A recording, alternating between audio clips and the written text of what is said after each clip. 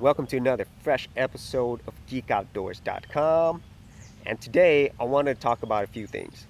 The first thing is the $15 smartphone, and secondly, the just recently announced OnePlus X. Now, on a recent article by CNET, you can actually look at the original article below. They talk about the world's cheapest smartphone at $15. It's going to be produced by a Canadian manufacturer named DataWin, who also previously made a $38 tablet in conjunction with a telecom company in India called Reliance Communications. And for all of those of you who complain about your crappy 4G LTE networks, well, in India, most people run on 2G networks. So no more complaining there. Now, the phone itself doesn't actually run on Android. It runs on a variant of Linux, but Android itself is actually built on top of a Linux kernel. So we'll see how that goes. Now, with this being said, does that mean phones are becoming commodities? Well, yes and no. I mean, let me give you a quick example. Not too long ago, my main phone, I actually dropped it in the lake. It took a little swim. And I went to Walmart and picked up this phone. I think it was about $50. This is made by ZTE. I popped my SIM card in and it just worked.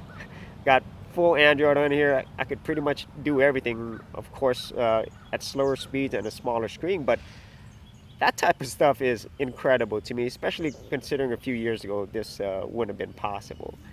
Now,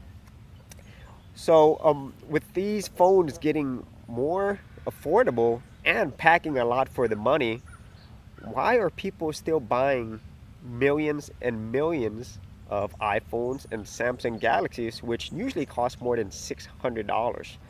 Well, the simple answer is branding. Now, don't get me wrong, you do get a higher quality of phone when you're paying $600 versus $15, but is it really $600 better? Well, that can be debated, and maybe I'm thinking of people buying stuff more from a technical point of view, and not for the real reason, because a lot of people, most people, we buy based upon our emotions. Now, if you don't believe me, just go to any Starbucks, and what you'll probably see is a lot of people with MacBook Pros, which usually cost more than $1,000, and they're using it for Facebook and Instagram. Yep, that's a really good use of power right there.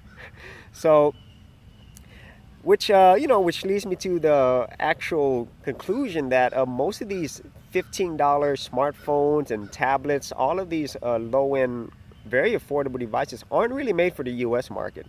They're made for the emerging markets, such as India, China, Africa, and so forth. They're not really made for us. But I'm excited about what this is going to bring to the market. It's going to bring technology to more people. And I'm also, looking forward to picking up my $15 smartphone while I pick up my $10 latte. So that was just my thoughts there on the $15 smartphone. But there was some exciting news today. A few days ago, I had talked about the announcement of the Motorola Droid Turbo 2 and the Max 2.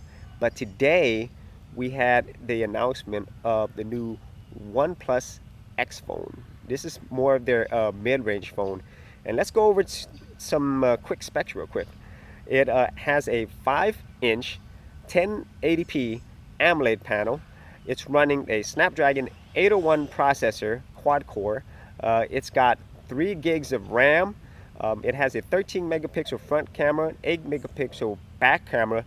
It comes with 16 gigs of storage, but it actually has a micro SD card slot that's expandable up to 128 gigs, which even the OnePlus 2 doesn't have. It doesn't come with NFC though, and it doesn't come with the new USB Type Port C, but that's okay to me.